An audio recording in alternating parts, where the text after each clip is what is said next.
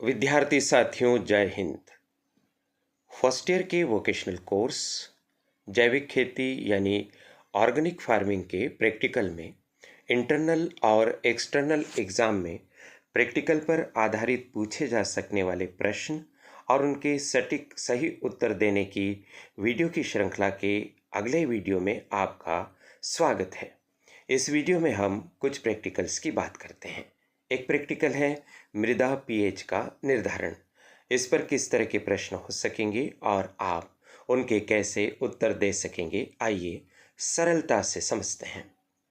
PH का full form क्या है? तो हम कहेंगे पावर ऑफ हाइड्रोजन। पीएच किसका ज्ञात किया जा सकता है? तो हम कहेंगे ठोस पदार्थ जैसे मिट्टी और द्रव पदार्थ जैसे पानी, दूध या फिर नींबू के रस जैसे समस्त चीज़ों का हम पीएच ज्ञात कर सकते हैं। पीएच ज्ञात करने से क्या पता चलता है? तो हम कहेंगे जहाँ तक मृदा का संबंध है तो पीएच के माध्यम से हमें मृदा के अम्लीय और क्षारीय स्तर का ज्ञान प्राप्त हो जाता है। पीएच का निर्धारण हम क्यों करवाते हैं? इसका उत्तर होगा ताकि सर हमें यह पता चल जाए कि हमारी मिट्टी अम्लीय है, तटस्थ है या क्षारीय है। अम्लीय अधिकता होने पर हम उसका उपचार कर सकते हैं। इसी तरह से क्षारीयता अधिक होने पर हम उसे उपचारित करके मिट्टी को ठीक बना सकते हैं। या फिर अगर हमारे पास मिट्टी का उपचार करने की सुविधा नहीं है तो हम ऐसी फसलों का निर्धारण कर सकते हैं जो हमारी अम्लीय मिट्टी में या फिर यदि हमारी क्षारीय मिट्टी है तो क्षारीय मिट्टी में अच्छी उपज दे सके। पीएच का मान कितना होता है? तो हम कहेंगे 0 से लगाकर 14 तक पीएच का मान होता है। पीएच का मान कैसे ज्ञात किया जा सकता है? तो हम कहेंगे कि या तो हम पीएच मीटर से या फिर हम लिटमस पेपर के माध्यम से पीएच को ज्ञात कर सकते हैं। कुछ विवरण भी सुन लीजिए, आपको काम आएगा। मृदा पीएच मृदा की अम्लीयता या क्षारीयता के स्तर को दर्शाता है। सिंपल प्रश्न अगर आपसे पूछे कि मृदा पीएच क्या दर्शाता है तो हम कहेंगे मृदा या मिट्टी की अम्लीयता या क्षारीयता के स्तर को यह दर्शाता है। पीएच का मान 0 से 14 तक होता है। 0 अत्यधिक अम्लीय स्थिति को दर्शाता है। तो कोई हमसे पूछे कि 0 अगर किसी का पीएच आता है तो उससे क्या पता चलेगा? तो हम कहेंगे हमारी मिट्टी अत्यधिक अम्लीय है। अगर 7 आता है तो क्या पता चलता है? 7 आने पर हमारी मिट्टी तटस्थ या उदासीन है, अर्थात न तो अम्लीय है और न ही क्षारीय है। अगर पूछा जाए कि 14 आने पर क्या पता चलेगा तो हम कहेंगे सर या मैडम जी, हमारी मिट्टी अत्यधिक क्षारीय है, इसलिए हमारी मिट्टी का पीएच 14 आया है। और अगर हमसे पूछे कि 7 से अधिक है तो हम कहेंगे हमारी मिट्टी की प्रकृति क्षारीयता को दर्शाती है। 7 से कम है तो हम कहेंगे हमारी मिट्टी अम्लीयता को दर्शाती है। अम्लीयता यानी खट्टापन, क्षारीयता यानी खारापन, ऐसा हम बता सकते हैं। मृदा के पीएच का मान हम लिटमस पेपर से या फिर पीएच मीटर से जान सकते हैं। इनके बारे में आगे हमें और जानकारी मिलेगी। यदि हमें मृदा का पीएच निर्धारित करना हो तो क्या प्रक्रिया अपनाएंगे? तो हम कहेंगे कि सर सबसे पहले मिट्टी का नमूना लेंगे। मिट्टी का नमूना लेने की एक विशेष विधि है जिसमें हम हमारे अगर 1 एकड़ का खेत है तो 15-20 जगह से मिट्टी का नमूना लेंगे। पेड़ों के नीचे की मिट्टी को छोड़ देंगे, मेड़ों के आसपास की मिट्टी को छोड़ देंगे और बाद में हम पूरे खेत में अलग अलग स्थानों पर निशान बनाएंगे जिससे पूरे खेत का प्रतिनिधित्व हो सके। वी आकार का गड्ढा खोदेंगे लगभग 1 फीट का। कभी हम 9 इंच का गड्ढा खोदें तो भी चल जाएगा। गड्ढा खोदने के बाद मिट्टी को हटा देंगे, आसपास की मिट्टी को भी हटा देंगे, साफ सुथरा कर देंगे और वी आकार का जो गड्ढा हमने खोदा है उसके आसपास की लगभग 2 इंच की मिट्टी की परत निकाल लेंगे और इस मिट्टी को हम सावधानी से अलग करके एक कपड़े पर रखते जाएंगे। कपड़ा भी साफ सुथरा होना चाहिए। कपड़ा भी हो सकता है या कोई और अन्य भी बिछाने की साफ सुथरी सामग्री हो सकती है। उस पर हम सभी जगह से मिट्टी ऐसे निकाल लेंगे, इकट्ठा कर लेंगे। उसे मिलाकर उसमें से कंकड़, पत्थर, डंठल, पूर्व फसलों के अवशेष आदि सबको भी हम हटा देंगे और उसके बाद मिट्टी को मिलाते जाएंगे और उस पर प्लस का निशान लगाते हुए मिट्टी को 2 भागों से हटाते जाएंगे। इस प्रक्रिया को तब तक करते जाएंगे जब तक कि हमारे पास आधा किलो मिट्टी ना बच जाए। इसे हम मिट्टी का नमूना कहते हैं।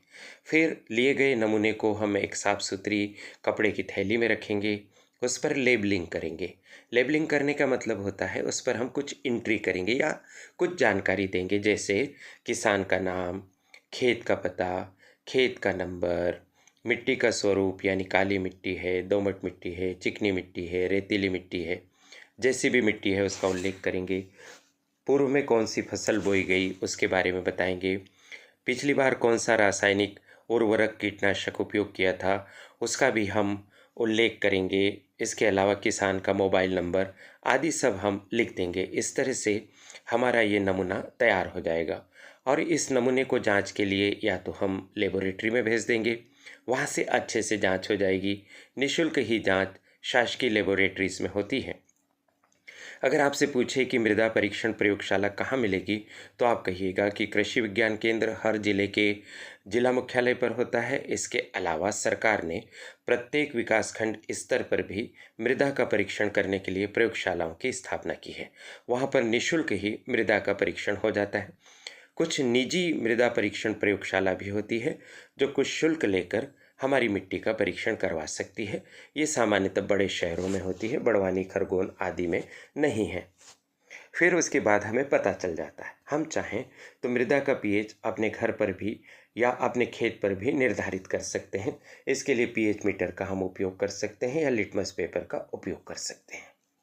पीएच मीटर क्या होता है, तो हम कहेंगे कि पीएच मीटर पीएच जानने का एक उपकरण होता है जिसके द्वारा हम द्रव पदार्थों का या मिट्टी जैसी सामग्री का पीएच ज्ञात कर सकते हैं। वैसे तो पीएच मान 0 से 14 तक ही होता है, लेकिन कुछ पीएच मीटर ऐसे होते हैं जो 0 से भी पहले यानी -2 और 14 से भी बाद यानी 16 तक के पीएच स्केल को दर्शा सकते हैं। ये कैसे काम करता है, तो इसे हम मिट्टी में इंसर्ट करते हैं या फिर द्रव पदार्थ में इंसर्ट करते हैं और उसके माध्यम से हम पीएच का ज्ञान प्राप्त कर सकते हैं।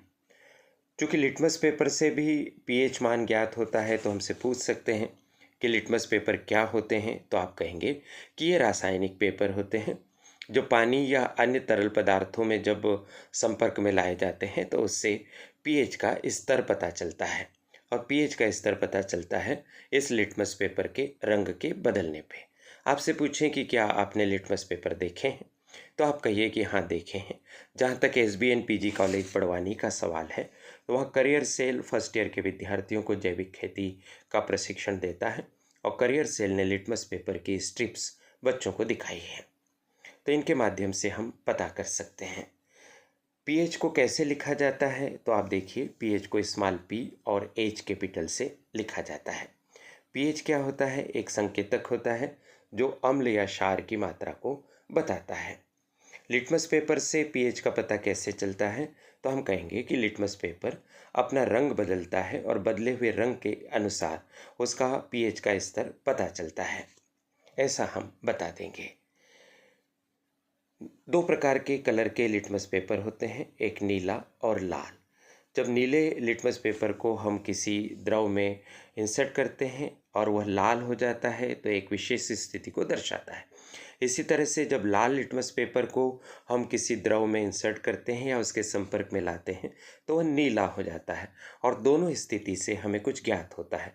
जैसे अगर हमसे पूछे कि नीला लिटमस पेपर लाल कब हो जाता है, तो हम कहेंगे कि जब पीएच का स्तर अत्यधिक अम्लीय होता है तो नीले रंग का लिटमस पेपर लाल हो जाता है। इसी तरह से अगर हमें पूछे कि लाल लिटमस पेपर नीला कब हो जाता है, अगर हमसे पूछा जाता है कि लाल लिटमस नीला कब हो जाता है, तो हम कहेंगे कि लाल लिटमस पेपर को अगर अम्लीय मिट्टी में डाला जाता है तो वह नीला हो जाता है। देखिए इस तरह से हम इसके उत्तर बता देंगे साथियों। अम्लीय मृदा का उपचार कैसे करते हैं, तो हमें जब पता चल जाता है कि अम्लीय मिट्टी है हमारे खेत की, तो अब हमसे पूछा जाएगा कि अम्लीय मिट्टी को अगर हमें उपजाऊ मिट्टी में बदलना है, अम्लीयता कम करना है, तो हम क्या करेंगे। तो हम कहेंगे कि अम्लीय मृदा का उपचार करने के लिए हमें कैल्कारियस सामग्री का उपयोग करना होता है। अब ये कैल्कारियस सामग्री क्या होती है, तो हम कहेंगे चूना या डोलोमाइट को हम केल कार्य सामग्री के रूप में जानते हैं। सरल भाषा में कहेंगे कि अम्लीय मृदा का उपचार करने के लिए हम चूने का प्रयोग कर सकते हैं या डोलोमाइट का प्रयोग कर सकते हैं। अब डोलोमाइट क्या होता है? डोलोमाइट एक पत्थर होता है। अलीराजपुर झाबुआ क्षेत्र में इसकी बहुत खदानें हैं और इस पत्थर को मशीनों की सहायता से बारीक किया जाता है और इसका पाउडर बना दिया जाता है, और उसको अगर हम मृदा में मिलाएंगे तो मृदा की अम्लीयता कम हो जाएगी। इस तरह से हमारी मिट्टी संतुलित मिट्टी बन जाती है और वह अच्छी फसल देने के लिए उपयोग में आ जाती है। इस तरह से हम अम्लीय मृदा का उपचार करते हैं। अम्लीय मृदा में हम चूना मिला देते हैं, जैसा अभी हमने बात की। इसके अलावा भी हमारे पास कुछ और तरीके होते हैं। अगर हम अम्लीय मृदा में हरी खाद का उपयोग करें तो वह भी लाभदायक होती है। अब हरी खाद क्या होती है? हरी खाद ढेंचा जैसे कुछ ऐसी बीज होते हैं, फसल होती है, उसको खेत में उगाया जाता है लगभग 45 दिन में, और फिर उस खेत में उस फसल को मिला दिया जाता है मिट्टी में। इसी को हरी खाद हम कहते हैं। तो हरी खाद का उपयोग हम कर सकते हैं। कंपोस्ट खाद का उपयोग करके भी हम अम्लीय मृदा का उपचार कर सकते हैं। साथियों, अगर हमसे पूछे कि अम्लीय मृदा में कौन कौन सी फसलें बोई जा सकती है, तो हम कहेंगे कि अम्लीय मृदा में कुछ सब्जियां यानी वेजिटेबल्स को उगाया जा सकता है, जैसे पालक, गाजर, मटर, टमाटर जैसी सब्जियां बहुत अच्छी तरह से उगाई जाती है। कुछ फल भी उगाए जा सकते हैं, जैसे स्ट्रॉबेरी, राजफल, अंगूर आदि को उगाया जा सकता है। फूलों की खेती अम्लीय मृदा में हो सकती है, जैसे गेंदा, गुलाब, गेलेरिया आदि फूल यहाँ पर हम उगा सकते हैं। अगर हमसे पूछे कि क्षारीय मिट्टी के बारे में बताइए कि वो कैसी होती है, तो हम कहेंगे कि जिसमें लवणीयता या क्षारीयता होती है उसे हम क्षारीय मिट्टी कहते हैं। सामान्यतः पौधों के लिए अनुपयुक्त होती है, ये कठोर होती है और जमी हुई होती है। देखिए, इसका विवरण सुन लीजिए, कुछ प्रश्नों के उत्तर यहाँ से बन जाएंगे। क्षारीय या लवणीय मृदा वह मृदा होती है जिसमें अत्यधिक मात्रा में क्षार या लवण मौजूद होते हैं। ये मृदा पौधों के लिए अनुपयुक्त होती है क्योंकि इसमें पानी का अवशोषण कम होता है, पानी को एक कम समय तक सोख कर रखती है। पौधों के लिए आवश्यक पोषक तत्व भी कम मात्रा में उपलब्ध होते हैं। क्षारीय मिट्टी को देखकर भी हम पहचान सकते हैं, कठोर हो जाती है, जमी हुई हो जाती है। अगर हमारे खेत की मिट्टी क्षारीय या लवणीय पाई जाती है पीएच के माध्यम से, तो हम उसका उपचार कैसे करेंगे? इसमें भी हम चूना या डोलोमाइट को मिलाएंगे, जिससे क्षारीयता को कम किया जा सकेगा। वही तरीका है, कंपोस्ट मिला देंगे, खाद मिला देंगे, जैविक पदार्थ मिला देंगे, और इसके माध्यम से हम अम्लीयता और क्षारीयता को कम करेंगे। मिट्टी में बिल्का या मिट्टी का कणिका जोड़कर मिट्टी की संरचना को बेहतर बनाकर भी हम मिट्टी की क्षारीयता को कम कर सकते हैं। इस मामले में सल्फर या गंधक का उपयोग भी किया जाता है। क्षारीय या लवणीय मृदा में कौन सी फसलें बोई जाती है, तो हम इसके बारे में बताएंगे कि कुछ फसलें होती हैं जिसका उत्पादन हम इसमें कर सकते हैं, जैसे गेहूं है। कम क्षारीयता हुई तो गेहूं हो सकता है, मक्का हो सकती है, ज्वार बाजरा हो सकता है, कपास हो सकता है, सोयाबीन भी हो सकता है। लेकिन क्षारीयता का स्तर बहुत अधिक नहीं होना चाहिए, 8 साढ़े 8 तक है तो हम ये फसलें उगा सकते हैं। तो इस तरह से हमारा यह पीएच वाला प्रैक्टिकल कंप्लीट हुआ, जिसमें आधारित जो प्रश्न होंगे उनके उत्तर हम कैसे दे सकते हैं, इस वीडियो में हमने जाना है। यह श्रृंखला आगे जारी रहेगी। कोशिश करेंगे कि हम पूरे 12 प्रैक्टिकल पर पूछे जा सकने वाले प्रश्न और उनके उत्तर आपको बता सकें। ये वीडियोस बहुत उपयोगी हैं और बनाने के लिए प्लेटफॉर्म है करियर एडवाइस चैनल। सब्सक्राइब कर दीजिए, इसके साथ बने रहिए। मुझे अपनी बात कहने का अवसर देने के लिए चैनल की संचालिका प्रीति गुलवानिया जी और उनकी परिश्रमी टीम के प्रति बहुत बहुत आभार। आप सभी को शुभकामनाएं। नमस्कार।